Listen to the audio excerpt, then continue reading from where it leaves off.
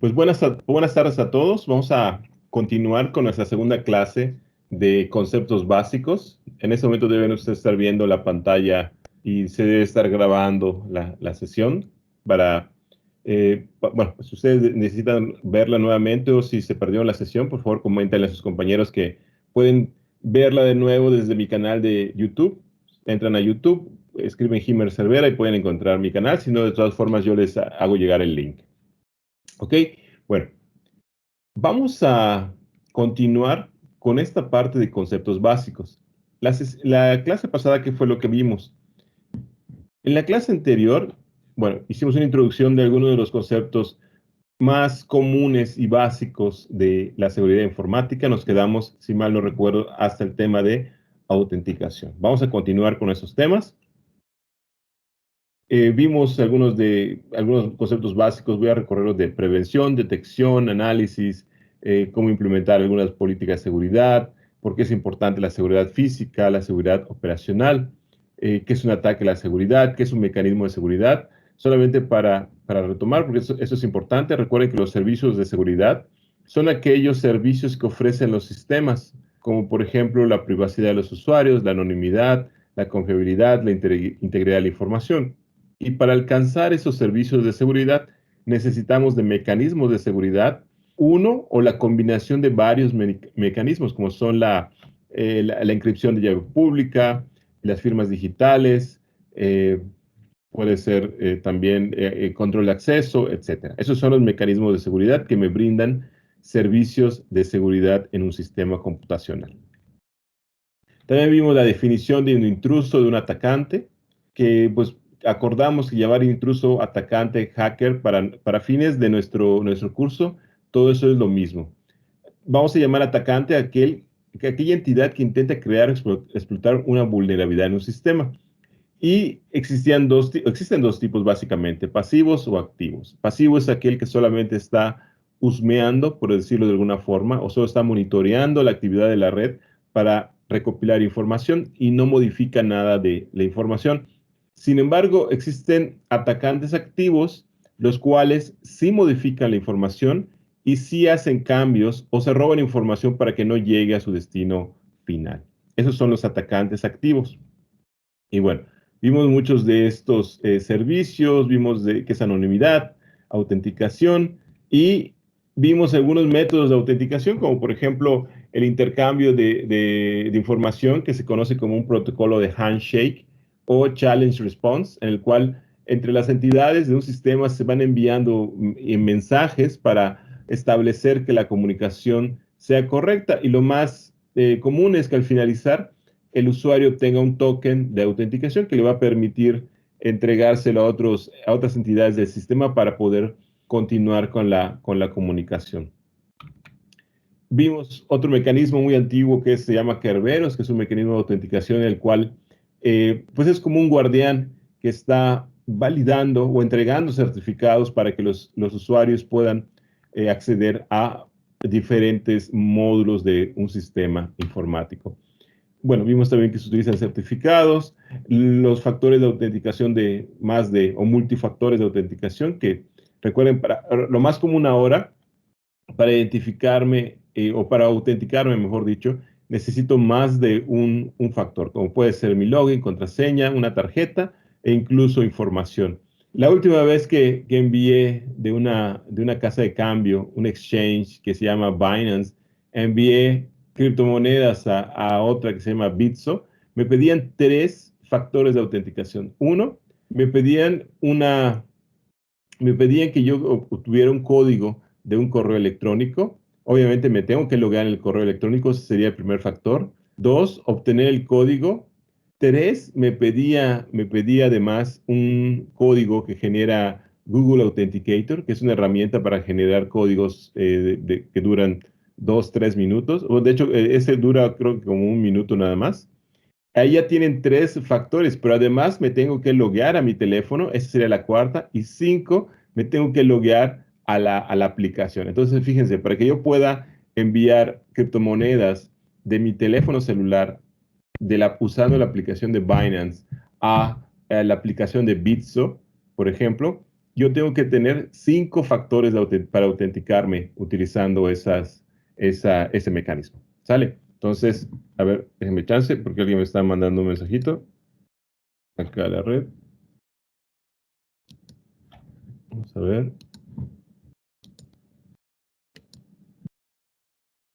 A ver, nada más quiero checar rápidamente que me enviaron un mensaje.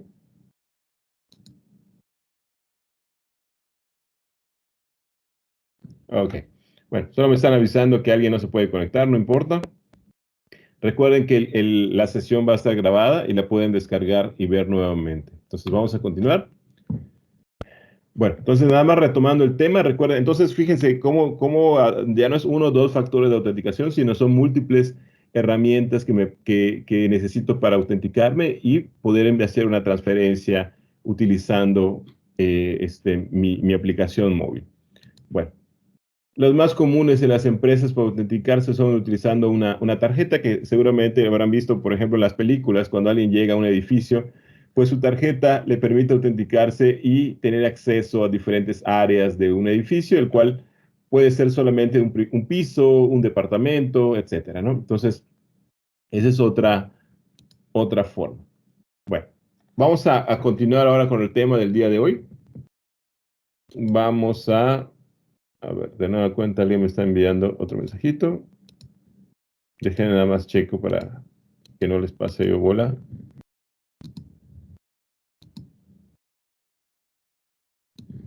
Profe, Sí, lo que pasa es que varios compañeros me están diciendo, comentando que yo le diga, porque por problemas de luz, es que no muchos van a poder tener la clase ahorita, ya que está bien fuerte la lluvia, igual en mi casa en sí, cualquier sí. momento Por se acá puede llovió ir. fuerte igual, pero no se fue la luz.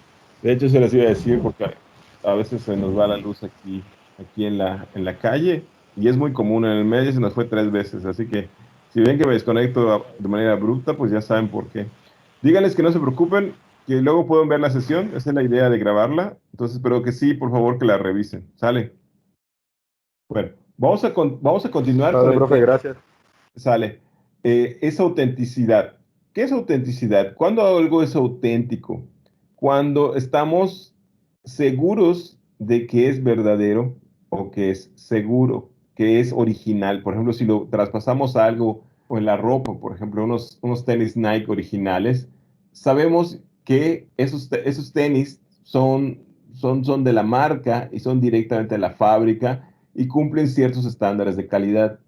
Cuando nosotros tenemos algo en la red, algo digital, y queremos saber que es auténtico, eso ya es otro problema, porque en la red puede haber algo que es muy, muy común que se llama el problema del doble gasto. El problema del doble gasto significa que algo digital yo lo puedo reproducir múltiples veces. Entonces yo no puedo estar seguro que algo es original o que es el documento o el archivo de música que es el único que existe. ¿Ok? Entonces, certificar algo como auténtico en la red es un problema que ha existido durante muchos años. De hecho, bueno, regresando al tema de blockchain, eh, ya hay formas de certificar que algo es auténtico sin depender de un intermediario, un tercero. Las formas que existen ahora para lograrlo es a través de una entidad central que me permite autenticar que algo es verdadero. Un ejemplo, por ejemplo, sus certificados de ingenieros cuando ustedes vayan a egresar. Ese certificado autentica que ustedes son ingenieros o les da el grado o sea, gracias a ese certificado ustedes pueden ir a una empresa, mostrárselo y se supone que este documento ya pasó por algunas firmas o algún proceso de certificación en México, en la UTM, porque no cualquiera puede tener ese documento. Desafortunadamente, eso es muy fácil de reproducir en estos días. Cualquiera tiene acceso a una impresora de calidad, es posible sobornar a algunas personas y recopilar algunas firmas, etcétera, ¿no? Pero bueno, hasta el día de hoy es el método que más se utiliza para autenticar, perdón, para mostrar, perdón, para decir que algo es auténtico. No es lo mismo autenticar que autenticidad, por cierto. Ahora bien, si nosotros quisiéramos hacer con un documento digital, ese ya es otro rollo. En el caso de los certificados, por ejemplo, el año pasado hicimos un proyecto allá en la UTM en el cual implementábamos un estándar que se llama BlockCerts. BlockCerts es es una aplicación que utiliza tecnología blockchain para generar certificados digitales. Y yo puedo comprobar a través de un mecanismo de que ese certificado efectivamente lo emitió la entidad que dice haberla emitido. ¿Ok? Ojo, no resuelve el problema de identidad porque nadie me garantiza que el dueño de ese documento realmente sea la persona que dice ser. Resuelve el problema de autenticidad. O sea, si la UTM tiene sus certificados, los emite a otras personas y esas personas lo muestran a un empleador, ese empleador debe tener un mecanismo para poder validar que ese documento es auténtico. Bueno, como les comentaba, gracias a la tecnología blockchain, eso es posible y ese proyecto se llama BlockCerts. No es el único, existen otras iniciativas para poder autenticar y poder tener documentos auténticos en la red. Bueno, qué otro documento, qué otra forma qué otra aplicación tiene eso? Bueno, si yo quisiera eh, certificar documentos como actas de nacimiento, actas de defunción, credenciales de lector, etcétera. Todo eso son mecanismos todo eso son mecanismos para autenticarse. Yo necesito tener un documento que sea auténtico, que sea original para poder lograr ese propósito. Bueno. Control de acceso. ¿Qué es el control de acceso? El control de acceso se refiere a la prevención autorizada de un recurso. Dice, ese servicio de seguridad controla quién tiene acceso a un recurso, bajo qué condiciones y qué acciones pueden realizar aquellos que tienen acceso al recurso. Eso es muy importante porque recuerden que en un sistema yo puedo tener acceso, pero pero a lo mejor voy a tener acceso temporal. Voy a estar en la universidad y solamente durante el tiempo que esté en la universidad voy a tener acceso a mi correo electrónico, por ejemplo, o voy a poder tener acceso a la red. En muchas empresas, por ejemplo, cuando alguien deja de elaborar con ellos, es muy importante tener un protocolo para borrar todos sus permisos y que no tenga acceso parcial o totalmente a sus credenciales originales. Algo que en algunas empresas es muy común es que cuando el empleado se va y tiene acceso a información, a bases de datos o a sistemas de seguridad, el empleado deja ya algunas contraseñas o algunos controles de acceso medios libres para que luego desde su casa pueda entrar y seguir teniendo control de parte de la información. Entonces, eso hay que validarlo. Generalmente eso está ligado al concepto de permisos y bueno, tiene se utilizaba por ejemplo en Linux para modificar el permiso de acceso a un archivo. Este control de acceso es algo ya muy antiguo, como les decía, hay muchas formas. Estos modelos son un poco ya antiguos, pero siguen utilizándose, que son, por ejemplo, el de control de acceso obligatorio, que es un control de acceso estático, que está basado en un conjunto de privilegios, es un control de acceso centralizado, en el cual yo como administrador te doy ciertos permisos y son los únicos que puedes tener. No hay otro permiso, no lo puedes modificar y ese permiso generalmente es, ¿tienes acceso o no? Un ejemplo podría ser el control de acceso que se tiene para acceder a Internet en la red de la UTM. Ahí cuando llegas te dan tu permiso y es sí o no. Y nadie más, no puedes modificarlo. Tienes una lista de usuarios que pueden tener acceso. El administrador de la red define quiénes tienen acceso a la red y punto. No es algo flexible, no puedo modificarlo, tengo que aceptar tal y como está. Alguna variante es el control de acceso discrecional, perdón. Aquí el dueño de un recurso puede establecer privilegios sobre información que posee. A diferencia del anterior, aquí es que yo puedo generar una lista que es un modelo más dinámico, pero ahora el control de acceso es sobre cierta parte de la información, no solamente de decir puedo accesar a esto, sí o no, sino que a lo mejor dentro de ese sistema yo tengo diferentes módulos y yo puedo accesar, tengo acceso, pero solo tengo acceso a cierta información. Y aquí es un modelo dinámico, ya que puedo modificar el acceso a la información. ¿Cuándo sucede esto? Por ejemplo, esto puede combinarse con otros modelos, ¿no? Por ejemplo, en este caso, si yo tengo control de acceso discrecional, pero cambio de puesto o cambio de, en vez de ser jefe de departamento, paso a director, bueno, entonces puedo tener a lo mejor acceso a más información. Una variante también es el control de acceso basado en roles, que es algo que se utiliza mucho en los sistemas ahora del software, en el cual el usuario tiene permisos dependiendo de su rol en la organización.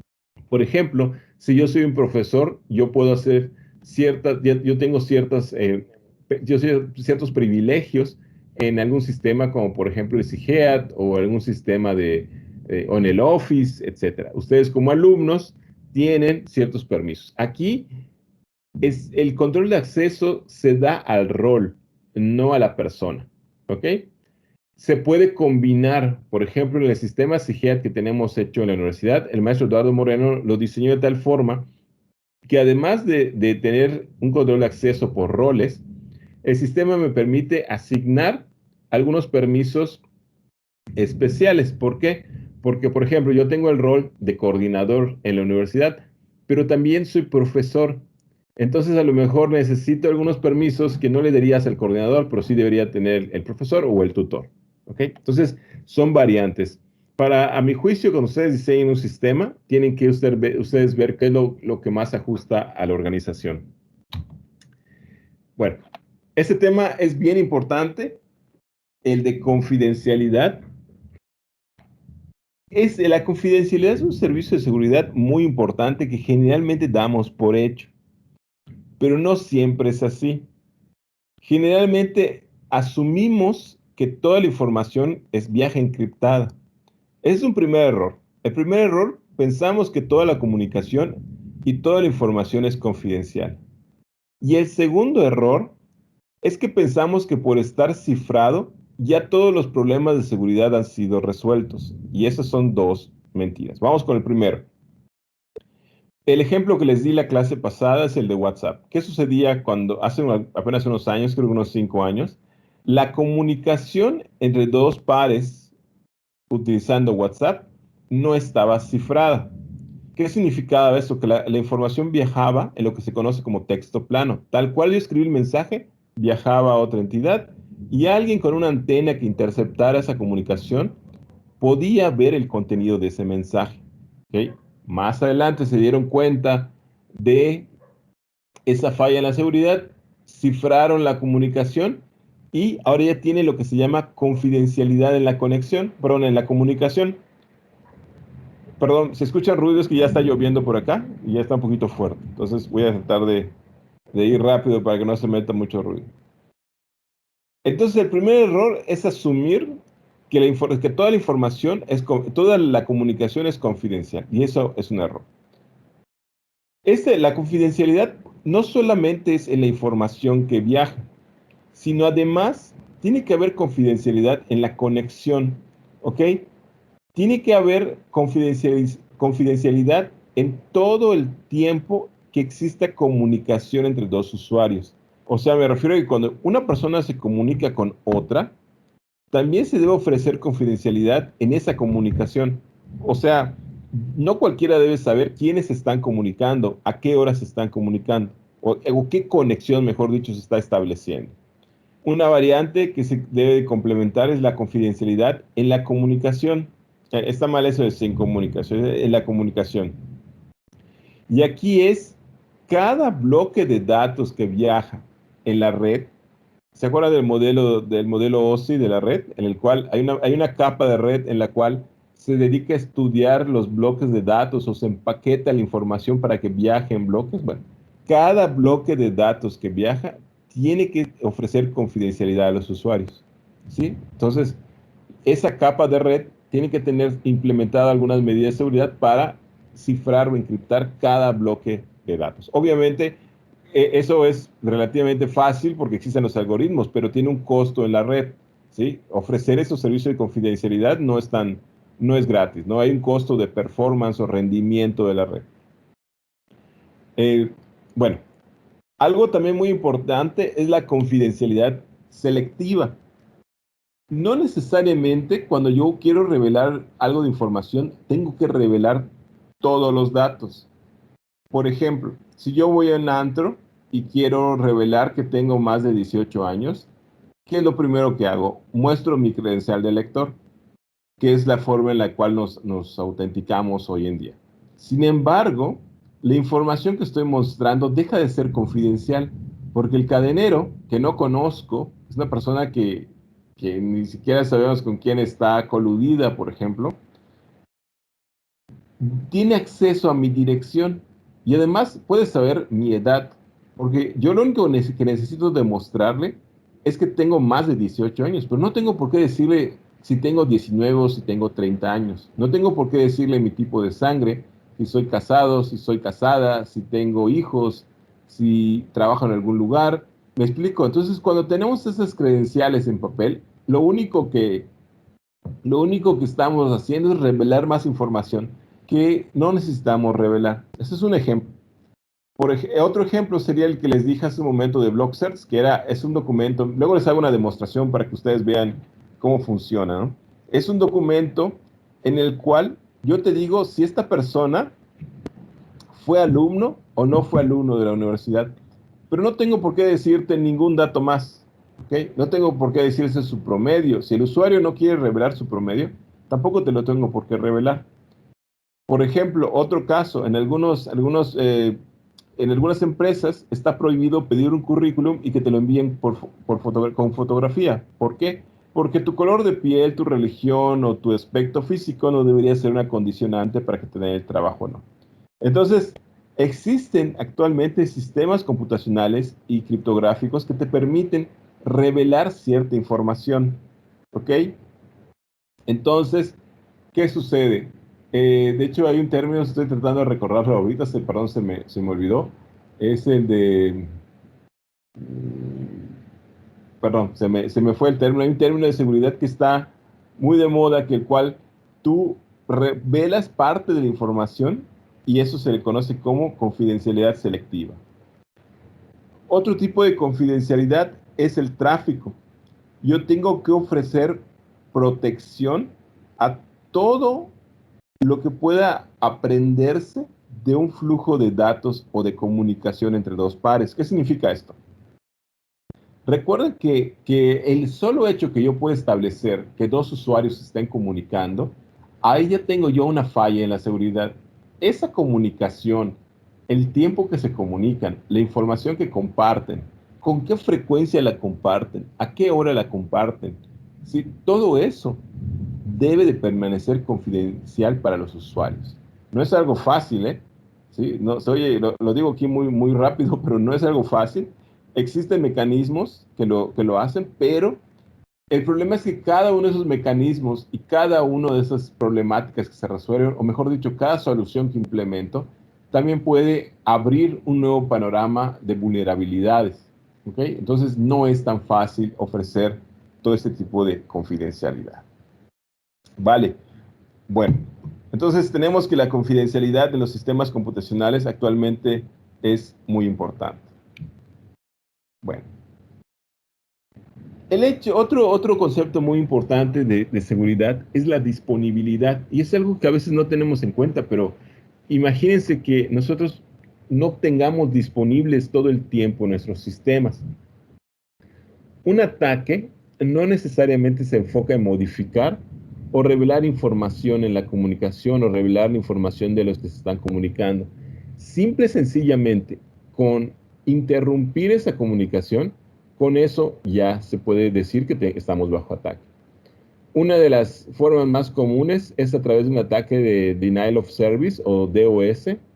O hay muchas variantes, DDoS o DOS, que son denial of Service, que es interrumpir ese servicio. Por ejemplo, yo puedo enviar un virus a diferentes computadoras. Esas computadoras se vuelven lo que se conoce como zombies y empiezan a enviar paquetes de datos a un servidor o intentan comunicarse, establecer múltiples sesiones al mismo tiempo hasta que logran que ese servidor se interrumpa, se reinicie o de plano puede ser que hasta se queme, ¿no? Por procesar millones de solicitudes o peticiones por segundo. Entonces, a eso se refiere con la disponibilidad. Ese sistema tiene que estar disponible mucho tiempo. El concepto es uptime, ¿ok? Se expresa en uptime. ¿Cuánto tiempo mi sistema está disponible? ¿Cómo puedo garantizar que mi sistema está disponible? ¿Ok? En el ejemplo que está aquí, imaginemos que estamos en un banco. Yo digo que puedo ofrecer que ese sistema del banco está disponible el 98% del tiempo. Eso suena mucho, ¿no? Si yo te digo, oye, yo estoy disponible 98% del día. Oye, pues es un montón de tiempo. De hecho, nosotros estamos disponibles solo 2/3 del día, porque en realidad estoy durmiendo. Y si le quitas la hora de descanso, bueno, solamente estoy disponible en mi trabajo 1/3 del día. Estoy el 30% disponible en el día. Vale, a la semana estoy todavía disponible menos del 30%. Por el fin de semana que no estoy disponible es un 25%. Y si yo digo que un sistema esté disponible 98%, pues aparentemente es mucho. Sin embargo, vamos a ver qué representa ese 2%. De acuerdo a este ejemplo, si yo digo que estoy disponible el 2%, o que estoy abajo el 2% del tiempo, significa que estoy 525.600 minutos abajo, sin dar servicio. Si nosotros lo traspasamos a días, esos son más de 7 días que no estaría yo disponible. Imagínense que un banco que realiza miles y millones de transacciones, tal vez al día, y que genera y que mueve grandes cantidades de dinero, no estuviera disponible 7 días. Es más, imagínense que Facebook o WhatsApp no estuvieran disponibles 7 días. ¿Ok? Eso es algo altísimo, ¿no? O sea, perderían prácticamente todos sus clientes y además toda su reputación, y perderían mucho dinero, muchísimo dinero. Un sistema para que sea confiable, tiene que ser arriba del 99.999%. Vamos a sacar, por ejemplo, cuentas así muy rápidamente. Lo voy a hacer ahora con la calculadora para darles un ejemplo. Supongamos que ahora yo soy muy bueno y digo, bueno, del año estoy disponible el 99.9% del año, ¿no? Que sería, por ejemplo, de 365.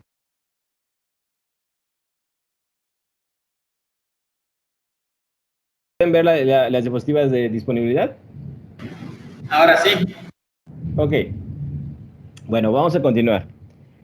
Retomando, ¿no? Estábamos hablando sobre lo importante de tener un sistema disponible por más de el 99%, ¿ok? Entonces, les decía que íbamos a sacar cuentas y les decía, supongamos que yo voy con alguien y le digo que el sistema puede estar disponible 99.9% del tiempo. Quiere decir que de esos 365 días, 0.01% del tiempo, o mejor dicho, 0.1% del tiempo, voy a estar abajo, ¿sí? ¿Eso qué significa? 365, a ver, punto 1.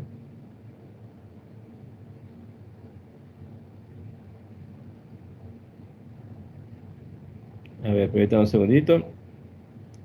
Punto 1. Ok, que es 0.01 porque es por ciento. ¿Ok?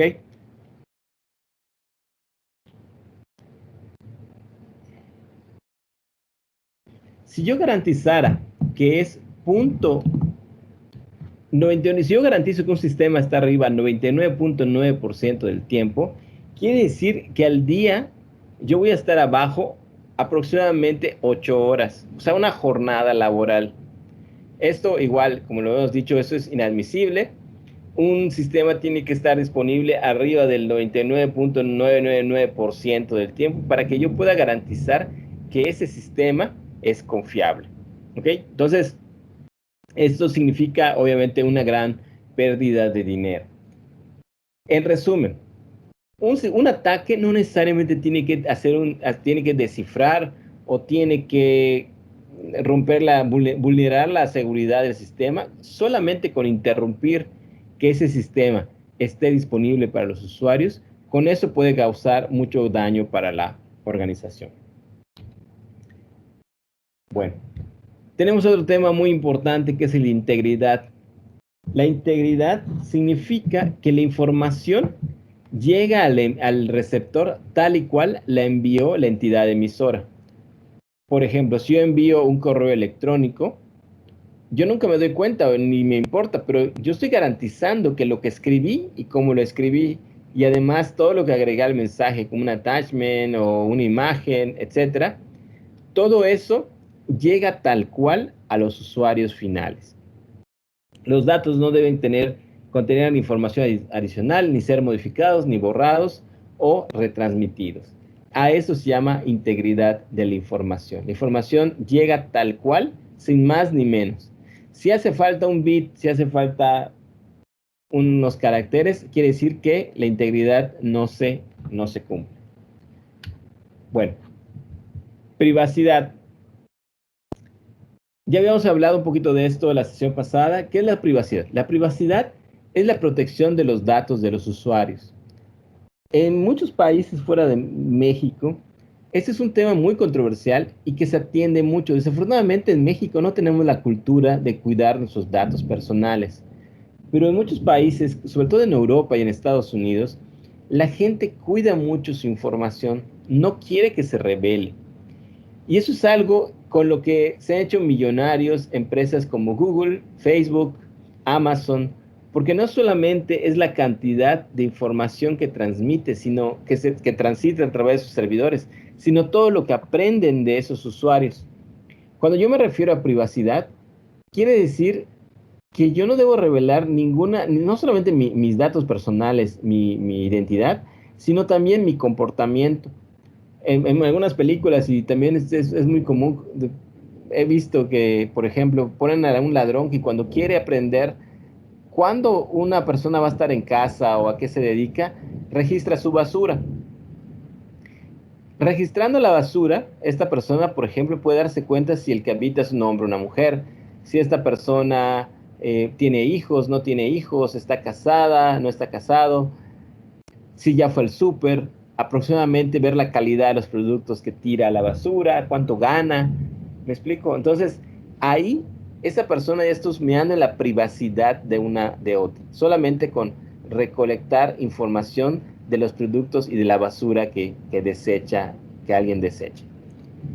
El estudio de la protección de los datos personales es un campo muy amplio, generalmente está ligado a la cuestión de derecho informático, en el cual pues se debe de regular todo ese acceso y todo lo que se revela, toda la información que se revela, tanto a las empresas como la información que se revela a los usuarios y lo que se hace con esa información.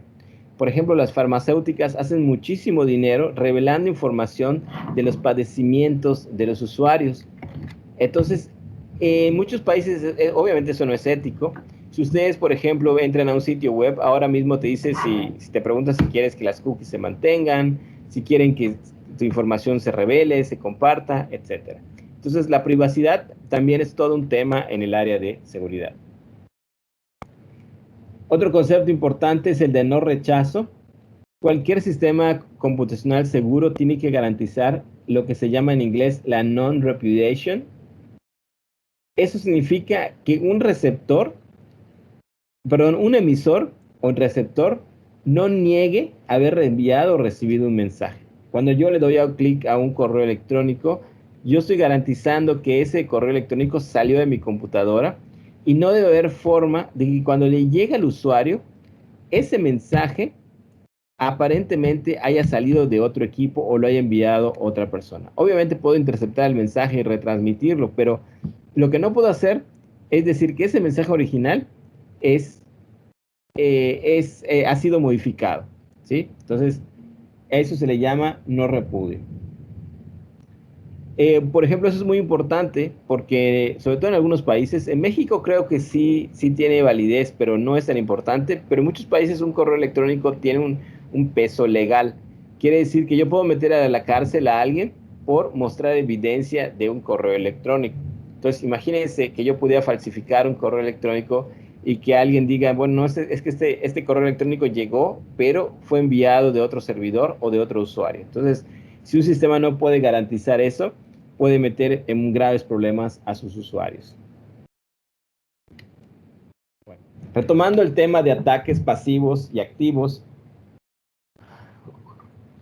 podemos definir que un ataque es pasivo cuando el adversario observa o monitorea la transmisión de datos sin modificarlos o entorpecer la comunicación.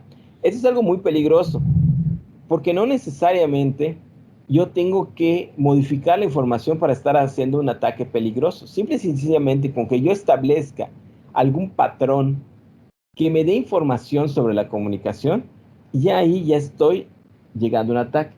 Actualmente eso no es algo tan complicado, ¿no? Eso, la comunicación inalámbrica consiste en ondas electromagnéticas que viajan libremente en el aire. Entonces yo con simples antenas puedo detectar cuando hay comunicación entre dos entidades.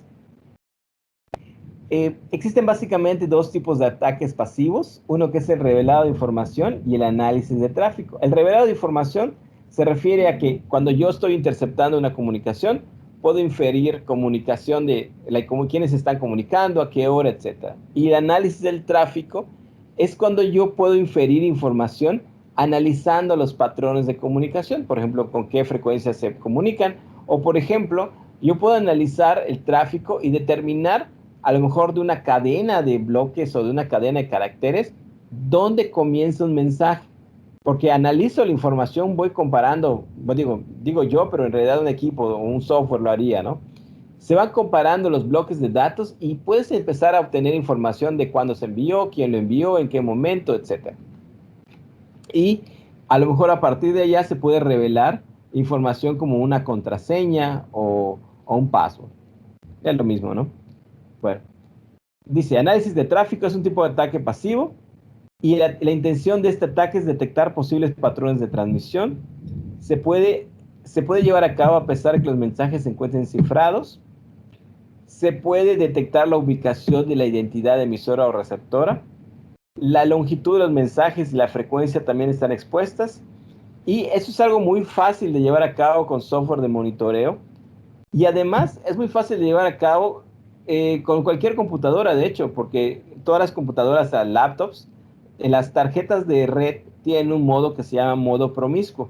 Entonces yo simplemente con que tenga ese software y cambie mi equipo al modo promiscuo, la tarjeta de red a modo promiscuo, ya con eso ya puedo estar escuchando la información entre dos usuarios. ¿Okay? Un ejemplo de eso, por ejemplo, si yo quisiera saber dónde se ubica una antena que está transmitiendo, imaginemos que estamos en la guerra y lo que queremos es detectar en dónde se ubica aquella estación que está haciendo un broadcast de información. ¿Qué es un broadcast? Enviar la comunicación por todos lados. La comunicación unidireccional significa que la antena dirige su comunicación específicamente con respecto a un ángulo. La comunicación omnidireccional significa que se hace por todos lados y se hace un broadcast. ¿Qué quiere decir? Que yo envío paquetes de datos a todo el mundo a ver quién recibe esa información. Por ejemplo, la radio, el tipo de transmisión de la radio es tipo broadcast. Cualquiera con una antena recibe la señal. Sin embargo, yo no puedo ubicar con mi antena en dónde se está transmitiendo. Un ejemplo de un ataque pasivo sería detectar la ubicación. Si yo tuviera dos antenas direccionales, lo único que tendría que hacer es redirigirlas de manera que la antena direccional tiene una propiedad que cuando el ángulo de dirección se ajusta hacia donde se está transmitiendo, no sé si han visto, a veces en los techos se colocan dos antenas y esas antenas tienen que estar sin ninguna interferencia, ¿no? Entonces se dirigen para poder captar la mayor cantidad de lo que sería energía. Eso me indica que ese es el ángulo correcto. Entonces yo aquí tendría que posicionar esas antenas hacia donde existe donde se capta más información. Una vez que yo tenga dos antenas, utilizando un poco de álgebra básica, puedo ubicar el punto donde se intersectan, como muestra la imagen, y ahí sería, con algún rango de error, más o menos la ubicación, ahí estaría ubicado el emisor, ¿no? Y bueno, eso es algo que podría utilizar incluso en la guerra o en algún escenario real. Realmente es fácil detectar dónde se encuentra un usuario utilizando antenas unidireccionales. Bueno, existen ataques que se conocen como activos. Esos ataques sí modifican o afectan el flujo de datos entre dos entidades. También pueden modificar la información o sustituirla. Perdón, algo que se me olvidó comentar. En el ejemplo anterior, la peligrosidad está en que yo no sé si estoy bajo ataque. Yo no sé si me están monitoreando. En el caso del ataque activo, generalmente yo detecto en algún momento que la información ha sido modificada o que hay algún problema en el flujo de la información. Existen diferentes tipos de ataques activos. Uno que es muy común ahora en los correos electrónicos es de suplantación de identidad o masquerade, en el cual pues también se le conoce como phishing, el cual yo voy enviando correos electrónicos de manera sustituyendo, a veces los correos electrónicos son muy burdos, ¿no? Te mandan un montón de información y te mandan cuentas de correo muy falsas, pero a veces algunos son muy creíbles, ¿no? A mí me han llegado correos de bancos en los cuales quieren que yo ponga mi contraseña y la verdad están idénticos a los que me enviaría Bancomer. ¿Cómo detecto que es un phishing o es una suplantación de identidad? Porque generalmente no llegan los correos electrónicos del dominio del banco que debería ser. Aquí la intención obviamente es interceptar información, recopilar información de los usuarios. La retransmisión de datos es un ataque que consiste en guardar información y luego retransmitirla con el propósito de ganar acceso muchas veces. Por ejemplo, si alguien envió su password y el usuario logra detectar que en cierto tramo de la información que se envió está el password del usuario, bueno, a lo mejor yo puedo reenviar esa información más tarde con el propósito de ganar acceso a ese sistema. Esto generalmente se evita poniendo marcas de tiempo y poniendo al sistema o a la información que se va a transmitir cierta periodicidad para que ese mensaje no sea válido posteriormente y cuando lo quiera yo reutilizar cause algún problema. Uno de los ataques activos más comunes sería la modificación de mensajes, que ahí sí yo me meto y logro descifrar la información y modificar parte de la comunicación de los mensajes. Y por supuesto, algo que ya vimos que es la denegación de servicio. Eso es un ataque activo porque yo estoy enviando, haciendo un broadcast de información que satura la información de un sistema computacional, el acceso. Recuerden que, por ejemplo, las bases de datos o algunos sistemas servidores tienen un número límite de usuarios o de conexiones al mismo tiempo. Entonces, si yo saturo ese número de conexiones, lo más seguro es que el servidor se bloquee o se proteja y ya sea que se bloquee el sistema o de plano se reinicia ese servidor. Bueno, existen muchas variantes de este tipo de ataques activos. Más adelante veremos algunos de ellos, ¿no? Y bueno, aquí el ejemplo de negación de servicio ya lo explicamos. Tenemos el ataque de retransmisión, que igual ya lo explicamos, que es reenviar un mensaje no autorizado, perdón, para ganar un acceso no autorizado, y se protege generalmente con marcas de tiempo. De hecho, esto es muy común ahora con el uso de tarjetas digitales. Recuerden que lo que les decía, ¿no? Yo puedo hacer una compra en internet y tengo un número de tarjeta digital, pero aún así ese número puede ser hackeable. Lo que hacen para tener una protección extra es tener el número que está atrás de las tarjetas, que se llama CVV, y ese número se genera aleatoriamente y tiene una periodicidad muy corta. Suplantación de identidad también ya vimos que es para obtener las credenciales de una entidad y autenticarse como otra persona. Y bueno, por último, ya para terminar el día de hoy, ¿cuál es una de las herramientas más importantes? No es la única para poder proteger un sistema computacional, pero una de las más conocidas, más importantes, es el cifrado.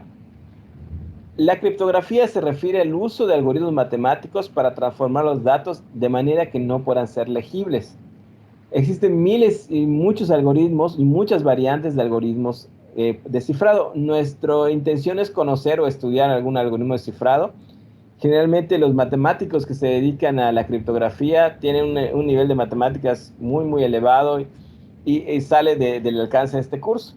Lo que vamos a hacer es que de manera general vamos a ver algunos de esos algoritmos y ver cuál sería su uso. El cifrado es un mecanismo que consiste en convertir un texto plano a un texto cifrado. ¿El texto plano qué es? El texto plano es la información original y el texto cifrado es el texto que parece un montón de caracteres o basura, pero que en realidad, aplicándole el algoritmo correcto, puedo recuperar el texto plano. No necesariamente tengo que ir siempre de texto plano a texto cifrado y luego de texto cifrado a texto plano. Algunas técnicas, como por ejemplo las funciones hash, lo único que hacen es darme un texto cifrado o un resumen de ese texto cifrado. ¿Ok? Entonces, hay muchas variantes de estos algoritmos computacionales. La transformación y subsecuente recuperación de esta información puede depender de una o muchas o ninguna llave de cifrado. Las técnicas de cifrado más comunes y más importantes que existen se conocen como cifrado de llave privada o cifrado simétrico y el cifrado de llave pública o cifrado asimétrico. Eso es algo que vamos a estudiar más a detalle. En el caso del cifrado de llave privada o simétrico, quiere decir que los dos usuarios tienen la misma llave y la llave que me sirve para cifrar es la misma llave que me sirve para descifrar un mensaje. El cifrado de llave pública o asimétrico consiste en tener dos llaves. Una llave me sirve para cifrar y la otra llave me sirve para descifrar. La principal característica de este sistema es que la llave que utiliza el usuario para cifrar debe de ser una llave secreta que nadie debe de conocer. Y en el caso de la llave privada, yo debo que tener secreta las dos llaves. En el caso de la llave pública, una es conocida por cualquiera y la otra tiene que ser resguardada celosamente por el usuario que desea cifrar un mensaje. ¿Ok? Algo muy interesante de esta técnica de cifrado de llave pública es que generalmente los algoritmos de cifrado, la información puede ser revelada en algunos casos y eso no afecta que un mensaje pueda ser descifrado. Lo más importante y lo único que tiene que permanecer guardado celosamente es la llave privada. Entonces, en la siguiente sesión vamos a ver más a detalle este tema de llaves públicas y llaves privadas. Ojo, en muchos libros y en internet van a encontrar el término de encriptar y desencriptar. Eso es muy común, pero en realidad en español no existe la palabra encriptar o desencriptar, o la última vez que chequeé no existía. En realidad se debe decir cifrar o descifrar. De hecho, en inglés hay palabras, la palabra en inglés es decrypt o encrypt, y existe también la palabra cipher o decipher. O sea, tiene dos significados diferentes en inglés. Lo que pasa es que por el paso del tiempo hemos asumido o adoptado esa palabra de desencriptar. Si alguien lo utiliza no hay ningún problema, pero en realidad el término correcto para esto es cifrar y descifrar en español. La palabra criptografía sí es correcta porque criptografía se refiere a una ciencia que estudia lo que sería la transformación de los mensajes. Pero no, de ahí, de criptografía, no se pasa a encriptar. O sea, no está relacionada una palabra con otra. Entonces, nada más es un detalle cultural. Bueno, vamos a dejarlo hasta acá. Por hoy terminamos esta sesión. Voy a checar si se grabó toda la sesión correctamente. Espero que sí. Muchas gracias por su atención. Gracias por su paciencia y por la interrupción. Que le comenten a sus compañeros que pueden encontrar el video en mi canal y que por favor lo vayan viendo y que vayan revisando las diapositivas. No sé si alguien tiene alguna duda, alguna pregunta.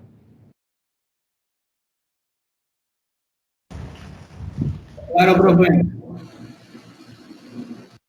Nada, bueno, si nadie tiene alguna pregunta, de todas formas me lo pueden mandar por correo electrónico. Cuídense mucho. Ya concluimos por hoy. Nos vemos el miércoles. El miércoles, ¿por qué? Miércoles sí vamos a tener sesión porque jueves no tendríamos sesión. Entonces miércoles sí tendríamos nuestra sesión de 50 minutos. Igual vamos a tener una sesión para grabar. Estoy buscando que una persona nos dé una plática, un webinar de algo que les voy a dejar como tarea. De hecho, no me contestó el correo. Creo que ya cambió de correo. Pero es esta chica que trabaja como Threat Hunter aquí en Mérida. Entonces, Si no se puede tener una sesión el miércoles sobre eso, pues tenemos nuestra clase normal. Bueno, muchas gracias. Nos vemos en la siguiente sesión. Gracias, profe. Saludos.